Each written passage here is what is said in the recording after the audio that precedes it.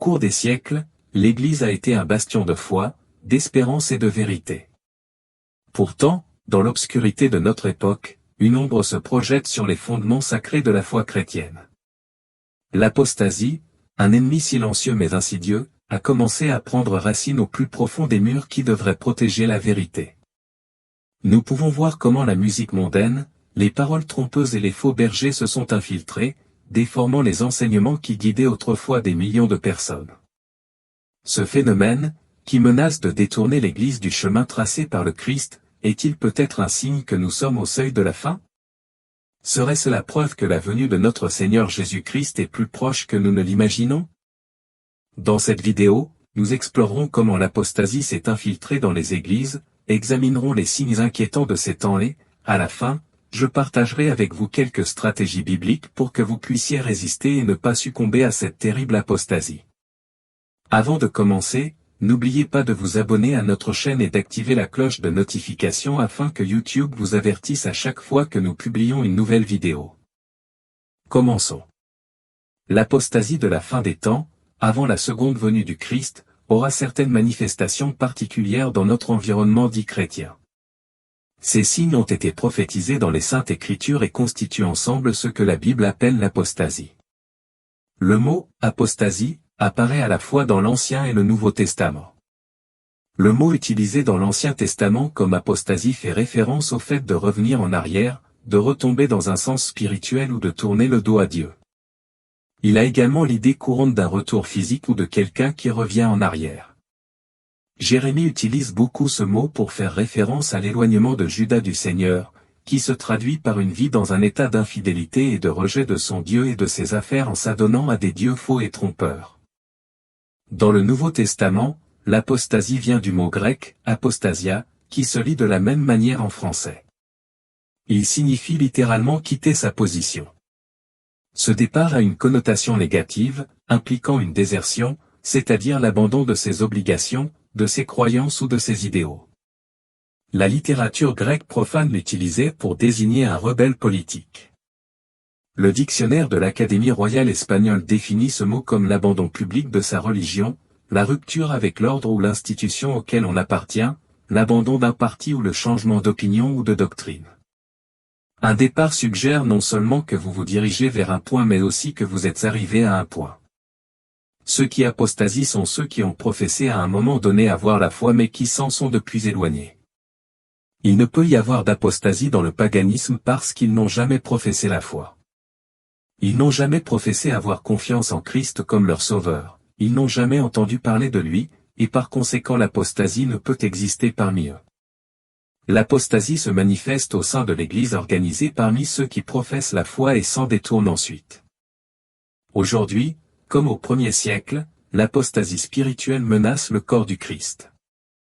La Bible nous met en garde contre des gens comme Arius, un prêtre chrétien d'Alexandrie, en Égypte, qui a été formé à Antioche au début du siècle, vers l'an 318 après Jésus-Christ. Arius a accusé l'évêque Alexandre d'Alexandrie d'appartenir au sabellianisme, une fausse doctrine qui prétendait que le Père, le Fils et le Saint-Esprit n'étaient rien d'autre que des rôles ou des formes que Dieu assumait à différentes époques. Arius était déterminé à mettre l'accent sur l'unité de Dieu, cependant, il est allé trop loin dans ses enseignements sur la nature de Dieu. Arius a nié la Trinité et a introduit ce qui semblait à première vue une différence sans conséquence entre le Père et le Fils. Arius a confronté son professeur, Lucien d'Antioche, en déclarant que Jésus avait été créé par le Père, par conséquent, il y a eu un temps où le Fils n'existait pas. Arius a affirmé que si le Fils avait été créé, alors il était une créature et non Dieu. Jésus était divin, c'est-à-dire qu'il était un Dieu, mais sans la même dignité et la même nature que le Père. Cela peut ressembler à ce que prétendent aujourd'hui les soi-disant témoins de Jéhovah. Arius était astucieux et faisait tout ce qu'il pouvait pour gagner les gens à sa cause, allant même jusqu'à composer de petites chansons dans lesquelles il enseignait sa théologie, qu'il essayait d'enseigner à quiconque voulait l'écouter. Son caractère charmant, son ascétisme et sa position vénérée de prédicateur favorisaient également sa cause. Chers auditeurs, en ce qui concerne l'apostasie, il est essentiel que tous les chrétiens comprennent deux choses importantes. Tout d'abord, comment reconnaître l'apostasie et les enseignants apostats? Deuxièmement, Pourquoi l'enseignement apostat est-il si dangereux? Pour identifier et combattre pleinement l'apostasie, les chrétiens doivent comprendre ces différentes formes et les traits qui caractérisent ces doctrines et ces enseignants. En ce qui concerne les formes d'apostasie, il existe deux catégories principales.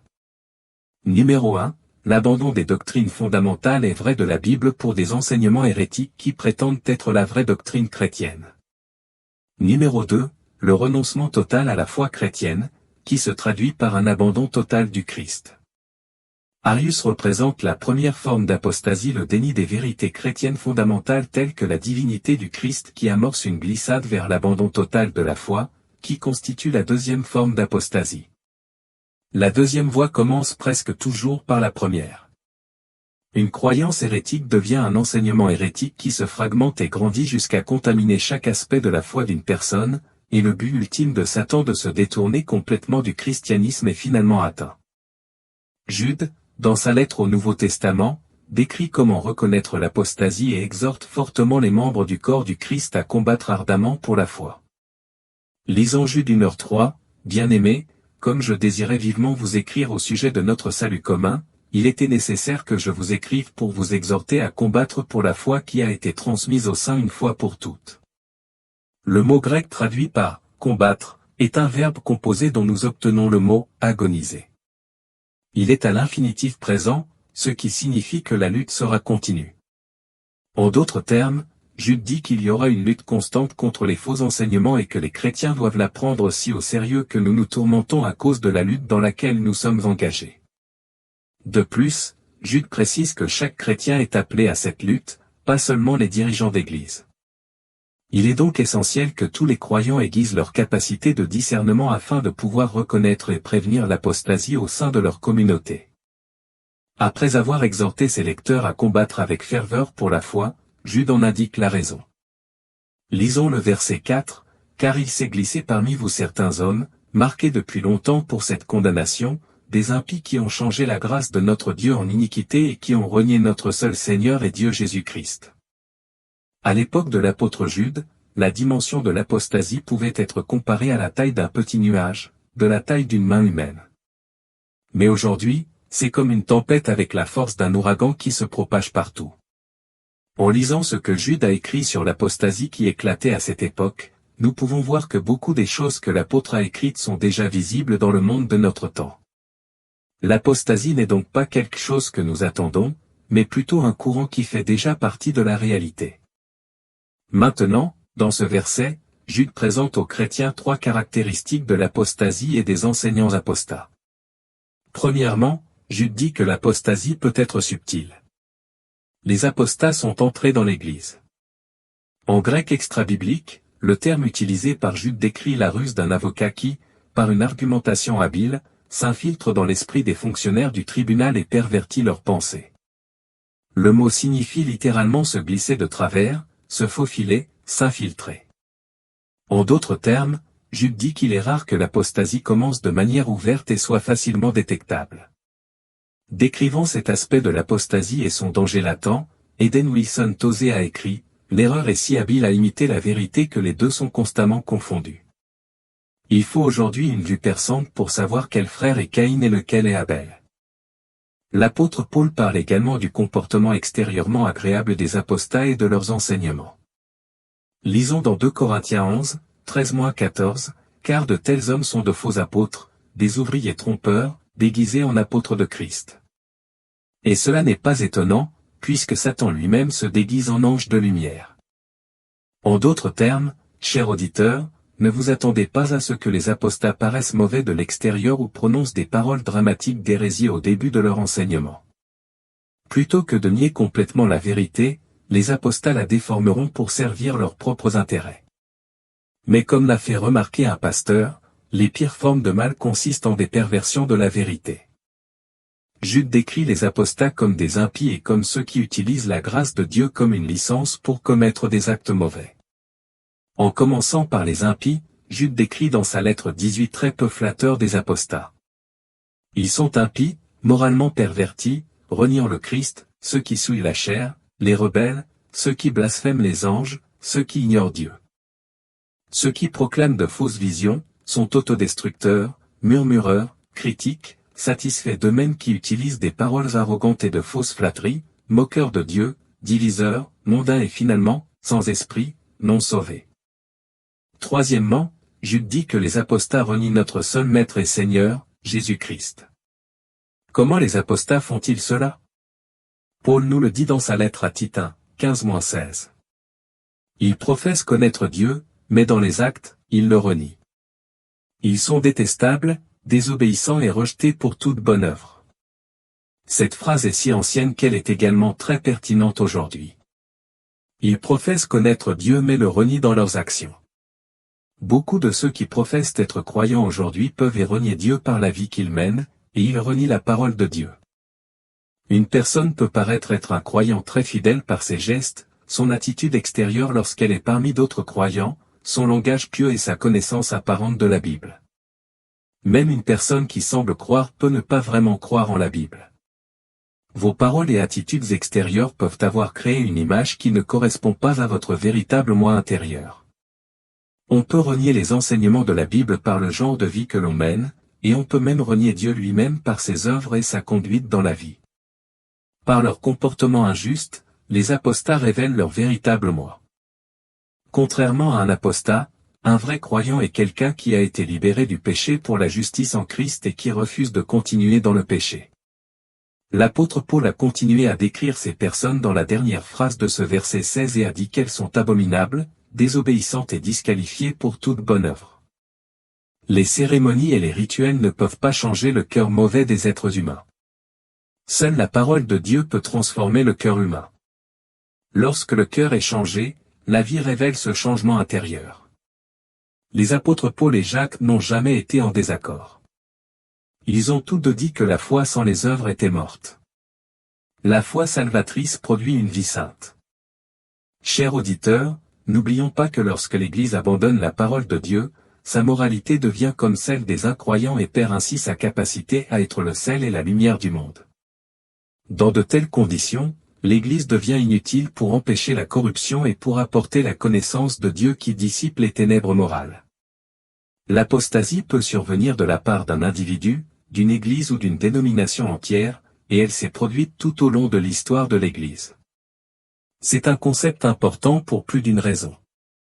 Dans 1 Timothée 4:1, nous lisons, « Or, l'Esprit dit expressément que, dans les derniers temps, quelques-uns abandonneront la foi, pour s'attacher à des esprits séducteurs et à des doctrines de démons. » Examinons l'expression « les derniers jours ». Le professeur McGee a dit que dans ses autres écrits sur 1 Timothée, il avait dit que cette expression faisait référence aux derniers jours de l'Église sur terre. Mais plus tard, il a changé d'avis et a cru que cette expression faisait référence aux jours de l'Église qui ont immédiatement suivi la vie de Paul parce que l'apostasie dans l'Église avait déjà commencé à ce moment-là. Rappelons-nous que lorsque Paul était à Éphèse, il les avait avertis que des loups déguisés en brebis viendraient et tromperaient les croyants. L'apôtre Jean pouvait dire qu'il y a déjà beaucoup d'antéchrist, et que l'erreur était déjà entrée dans l'Église. Regardons l'expression « certains s'éloigneront de la foi ». Paul les avertissait qu'il y aurait des enseignants hérétiques qui tromperaient beaucoup de gens. Il y aurait une déviation de la foi. Paul a également écrit dans 2 Thessaloniciens chapitre 2 que l'apostasie viendrait. En fait, ce problème d'apostasie est présent dans l'Église depuis longtemps et ne sera en aucun cas nouveau à la fin de cet âge. Cependant, le problème de l'apostasie a augmenté et continuera de le faire. Lorsque l'Église du Christ sera rassemblée, une Église organisée totalement apostate sera laissée derrière. Paul continue en disant ceci au verset 1, écoutant des esprits séducteurs et des doctrines de démons. Lorsqu'ils s'éloignent de la foi, quel en est le facteur responsable? Qu'est-ce qui les a poussés à s'éloigner de la foi? Était-ce parce qu'ils avaient une meilleure éducation, un meilleur niveau d'éducation, ou étaient-ils plus intellectuels? Était-ce parce que le développement scientifique et l'augmentation des connaissances ont révélé que la foi ne pouvait plus être maintenue? Non, cher auditeur. Paul a dit que certains s'éloigneraient de la foi en écoutant les esprits séducteurs. Le terme « séducteur » contient en fait l'idée de quelqu'un qui erre d'un endroit à un autre et vient du mot « séducteur vagabond » ou « séducteur ». En fait, Satan a ces caractéristiques. Il prêterait attention aux esprits sataniques. Nous trouvons la première doctrine démoniaque dans Genèse 3, où Satan, parlant par l'intermédiaire du serpent, enseigna à Ève, « Vous ne mourrez point, car Dieu sait que le jour où vous en mangerez, vos yeux s'ouvriront et vous serez comme Dieu. » Depuis lors, chaque doctrine démoniaque a trouvé un moyen de revenir à cette racine, l'idée que nous pouvons être des dieux et agir indépendamment de Dieu. Il est difficile de dire s'il y a plus de fausses doctrines aujourd'hui ou si la technologie moderne facilite simplement la propagation d'un mensonge. Mais aujourd'hui, le vieil adage reste vrai, un mensonge voyage vite, tandis que la vérité voyage à pied. De plus en plus de personnes au sein de l'Église suivent ces doctrines de démons. Comment les doctrines de démons se propagent-elles? Elles se propagent par l'intermédiaire d'enseignants humains. De tels enseignements proviennent d'hypocrites menteurs dont la conscience a été marquée au fer rouge. Ces faux enseignants sont des hypocrites, ce qui signifie que leur vie ne témoigne pas de la sainteté qu'ils prônent apparemment. Ce sont des menteurs, ce qui signifie qu'ils pratiquent le mensonge et conduisent sciemment les autres à l'apostasie. Ils sont hors de portée de la conscience, ce qui signifie qu'ils ont trouvé un moyen dans leur propre esprit de justifier leurs mensonges. Ces faux enseignants peuvent être gentils, charmants et persuasifs, mais ils ne reçoivent pas leur message du Saint-Esprit. Au contraire, ils vomissent les suggestions des esprits mauvais dont le travail est d'égarer les gens. La grande tragédie est que, consciemment ou inconsciemment, l'enseignant apostat condamne ses disciples confiants. Parlant à ses disciples des chefs religieux de son époque, Jésus dit, « Oubliez-les. Ce sont des aveugles qui conduisent des aveugles, et si un aveugle conduit un aveugle, tous deux tomberont dans le fossé. » Il est alarmant de constater que non seulement les faux enseignants vont à la destruction, mais que leurs disciples les suivent. Un auteur l'a exprimé ainsi, « On n'a jamais vu un insensé, en s'égarant, en entraîner plusieurs avec lui. » Chers auditeurs, malheureusement, jusqu'à ce que le Christ revienne et que tous les ennemis spirituels soient éliminés, il y aura de l'ivraie comme celle-ci parmi le blé. En fait, les Écritures disent que l'apostasie ne fera qu'empirer à mesure que le retour du Christ approche. Ici, Paul a dit aux Thessaloniciens qu'une grande apostasie précéderait la seconde venue du Christ et que la fin des temps serait caractérisée par des tribulations et des charlatans religieux creux. Il est aujourd'hui plus que jamais essentiel de lire et d'étudier la Bible. Si nous savons ce que Dieu dit sur un sujet donné, toute déviation par rapport à cet enseignement sera un signal d'alarme. Si nous sommes en phase avec la parole de Dieu, l'aberration de cette note clé sonnera creux et désaccordé. Enfin, que chaque croyant prie pour le discernement, combatte l'apostasie et lutte avec ferveur pour la foi transmise au sein une fois pour toutes.